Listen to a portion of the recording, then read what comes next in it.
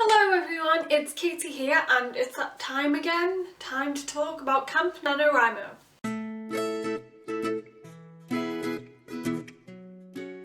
So I have just completed week 3 of Camp NaNoWriMo and my word count is at about 34,000. I think, I'm not 100% sure, but it's around that number. I said in my last video that I predicted week 3 would be a nightmare week for me, and I was absolutely right. I don't know what it is about week 3, but it is just cursed for me. I have struggled a lot with my story this week. I think it's because it's coming up to the final week, so you're about to get into the final big events of the story. But I didn't quite know how to lead up to those final big events. It felt like everything was slowing down a lot. The sun's just come through my window to ruin my continuity. Curse you, sunshine! So I have definitely struggled a lot this week and I found it very difficult to hit the word goal every day. The one thing that I really wanted to do this week was to try and get ahead in the word count, maybe 2 days ahead, because the next couple of days are going to be really busy for me and I won't have much writing time and I really don't want to have to fall behind, but I'm going to. Anyway, so my video this week is about research for stories that you write. Now, usually because I write fantasy, there is normally a lot of awesome research that needs to be done. I love research. I can spend my entire day doing research on random stuff and then by the end of the day I'll be reading things that are completely different to what my novel is about, simply because I'll have clicked my way through so many Wikipedia articles that I have ended up in a never-ending spiral. Anyway, so I really love research. I especially love historical research if there's an element of history in my story. For my last 2 fantasy novels that I've written, one was about a clairvoyant and one was about ghosts, so the research for those 2 stories were really fun. But this time, because I'm doing a contemporary, the research has been a lot different. I found it quite hard to research for a real life kind of story because you're researching, I don't know, boring stuff like train times and things. One of the things that I didn't have to research this time was a location. With it being a contemporary story, I just found it easier to set it in a fictional town. It's set in Britain and it'd be like any British town, but it's just fictional so that I don't have to base it in a town I either know or have to go and learn about a town. If it's fictional, then you make up your own rules, basically. I know a couple of authors already do that. Authors like Sarah Deason, she always sets her books in the same town. And it is a really good idea because it's just easier to work your way around it. So that's what I've done for this novel, but at some point the characters have to travel down to London in the worst way possible. So I've been researching horrendous train journeys that have multiple trains that you need to get, and various stations you have to walk to and from. But I found that researching that is definitely not as fun as researching ghosts and historical murders like I usually research. So another thing that I really had to look into was the real life situations of people in high school now. Now, I left high school quite a few years ago. I'm 23 now and I left high school when I was 16. Even though it's not that long a gap, I know that what was considered cool for me back in high school is definitely not what is considered cool now. Things progress so quickly that the teenagers that are 16 now are nothing like I was when I was 16. And again, I was kind of nothing like any other teenager when I was 16.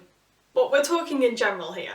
So because I had to set it in a high school and focus on high school situations, I was really struggling as to how to write that. But then I realised that my biggest research tool was literally under the same roof as me, because I have a sister who is 16 years old. So she is exactly the same age as my characters are. So I have been using her for everything. I have been asking her so many questions. She's actually helped me shape a couple of characters, figure out their characteristics from the people that she sees around school. So I've definitely been able to write about my characters a lot easier since talking to her. In my last video I mentioned that I had been stuck on a party scene for about 3 days.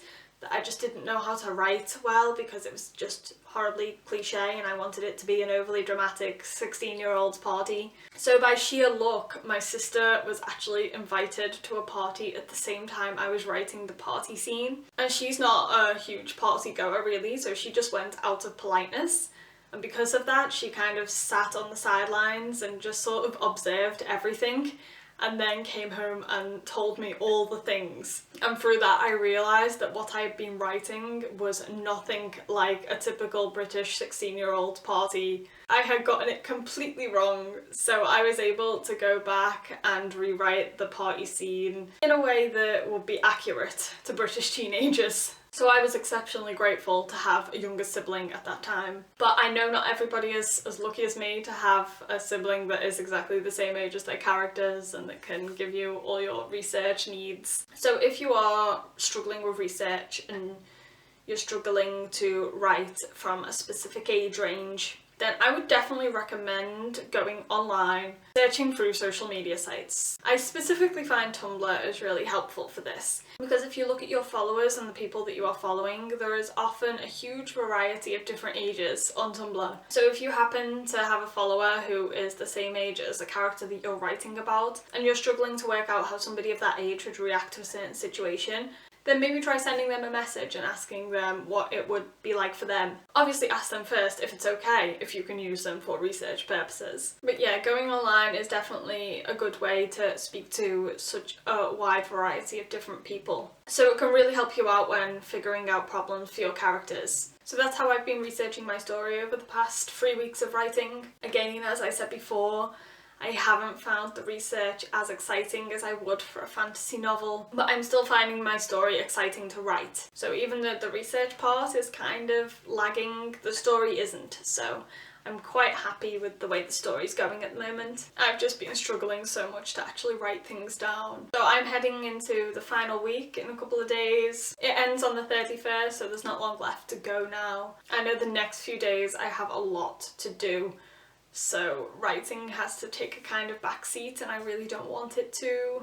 I'm going to be away from home for a couple of days, and also after that I have 2 books that I need to read and review by the end of the month, and I think I've got an interview to do as well for my blog. So there is a lot going on and I'm just really hoping that my writing won't suffer. I never like falling behind during the final week because that's usually the week when I start writing more because it's getting towards the end and everything's exciting. I'll probably not make a video in exactly a week. I'll save it until the end of the month now. So I will see you when this entire thing is over with. I'll probably be crying tears of relief. I'm probably going to sleep for about a week straight after this is over. Anyway, thanks for watching again.